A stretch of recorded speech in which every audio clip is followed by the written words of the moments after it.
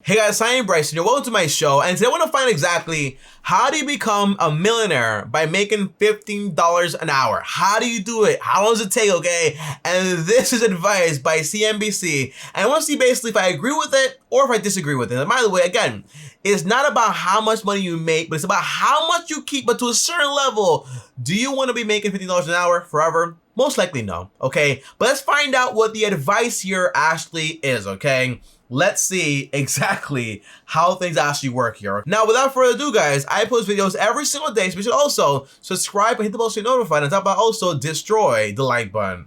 Let's find out exactly how to basically retire with $1 million, making $15 an hour. Okay, interesting. Oh, and CNBC and ACORNs are linked together, guys. And again, I don't use ACORNs anymore. I use M1 Finance. If you're making $15 per hour, the thought of racking up $1 million for retirement can seem daunting. But with dedication and a lot of time, you can... Dedication and a lot of time. You know, I think when you make a small amount of money, your priority should be, hey, how do I increase my income? So invest your money, now, for example, in the stock market, but invest your money, for example, in skills for yourself to actually make a little bit more money, right? $20, maybe $60,000, $40,000 a year. That's a lot better than $15 an hour. It's just me being honest. You can get there if you stick to a plan.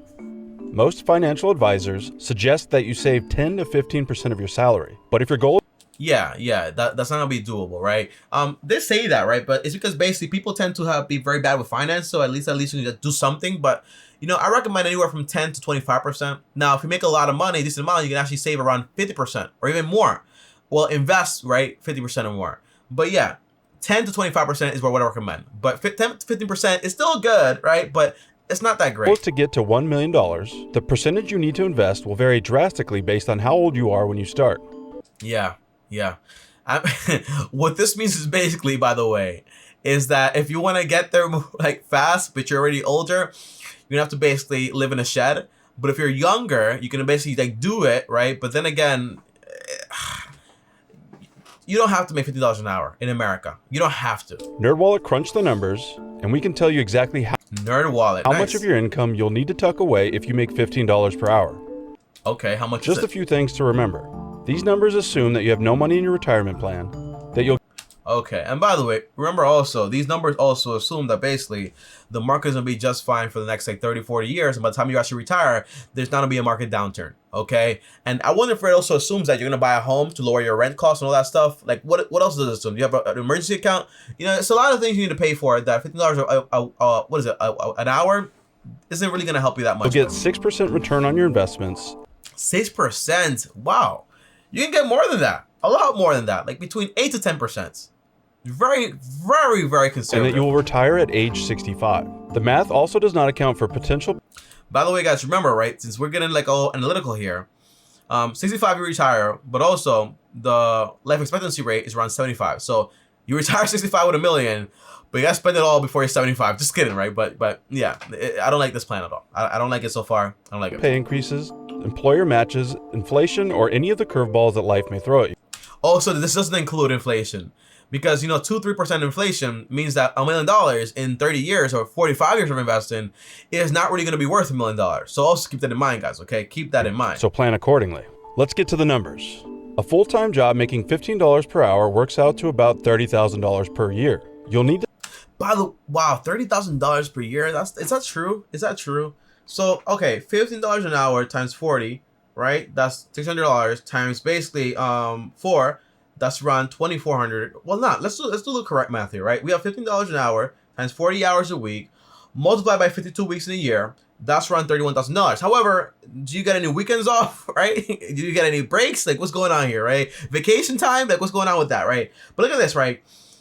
If you do this over 45 years, in reality, you'll be making a total of around 1 million, like 1.4 million, right? In total. But if you make, for example, $50,000 a year, right, multiplied by 45, you make around like $2.2 million a year, right? So in a lifetime, okay? So it's important you raise the amount of money you actually make. It's important. Your income is important. Start saving early at age 20 to land in 20, come on, 20. The sweet spot of about 14% of your income, or $360 per month until you retire. With $360 what is it, 14% of your income that's not bad. That's not bad. Investing when you turn 25 means putting away 19% of your income at about $500. Wow, but look at that gap now. Now you're up to like almost 20% of your income going to this. And by the way, remember, right? You're not balling, right? You still have rent to pay, all this other stuff. And by the way, this this $31,000 here does not include taxes, right? So minus 30%. Well, that's around, for example, $21,000 that you get left with back. Well, not really 30%. It's more like around, let's say you get left, for example, like $25,000, right? After taxes. Divided by 12, well, now it's around $2,000.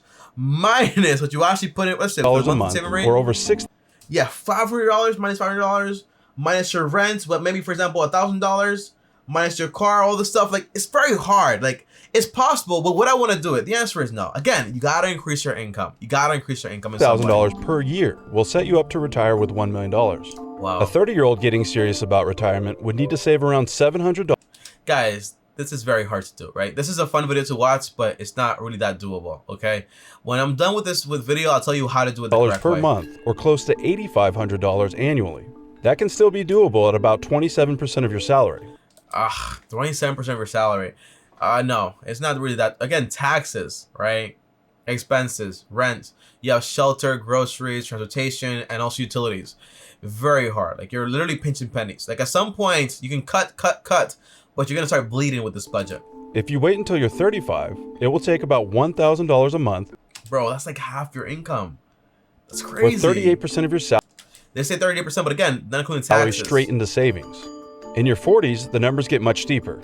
A 40-year-old with zero in savings would need to lock away over $1,400 per month.